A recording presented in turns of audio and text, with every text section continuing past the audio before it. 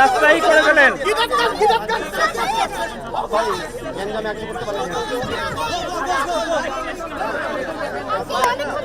কলম নাই তো, তুমি কলম নিয়ে আসো। কি পেয়েছো তুমি?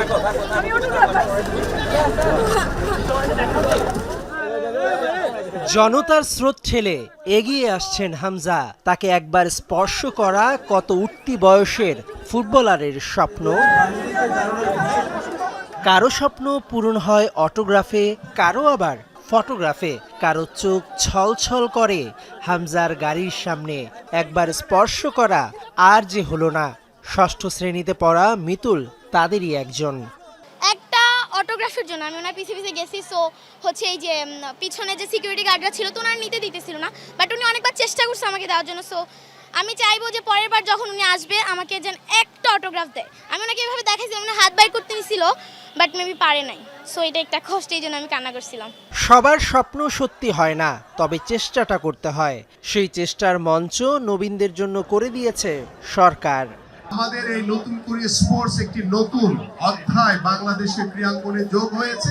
আমরা আশা করি হামজা চৌধুরীর মতো অনেক বিখ্যাত ফুটবলাররা আমাদের বাংলাদেশে জন্ম নিবে। বাংলাদেশে সংক্ষিপ্ত সফরের মাঝেই নতুন কুড়িতে অনুপ্রেরণা দিতে হাজির লাল সবুজের ফুটবলের সবচেয়ে বড় poster boy. I can see our country being part of the map in many different sports. So just thank you again and all the best. Bangladesh Zindabad. জাতীয় দলের হেড কোচ কে হচ্ছেন, এটাই এখন টপ ইস্যু। রবিবারের মধ্যে চূড়ান্ত করা হবে কোচ। 15 মের মধ্যে হবে আনুষ্ঠানিক চুক্তি। এখন পর্যন্ত 5 জনের ইন্টারভিউ নেওয়া হয়েছে, বাকি আছে 6 জনের। বাফুফের সভাপতির আশা কোচ নিয়োগে বাজেট বিগ ইস্যু হয়ে দাঁড়াবে না। ডেফিনেটলি যত কিছুই হোক, বাজেট ইজ আ বাজেট।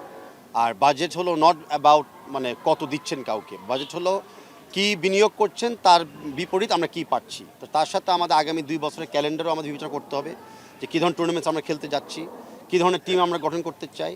সব বিবেচনা করে আমরা যখন কোচের সাথে চূড়ান্ত করব, finance will be important but probably the last criteria. 5 দিনের সফর শেষে শনিবার দেশ ছাড়বেন হামজা চৌধুরী। মেহেদি নাইম, যমুনা স্পোর্টস, ঢাকা।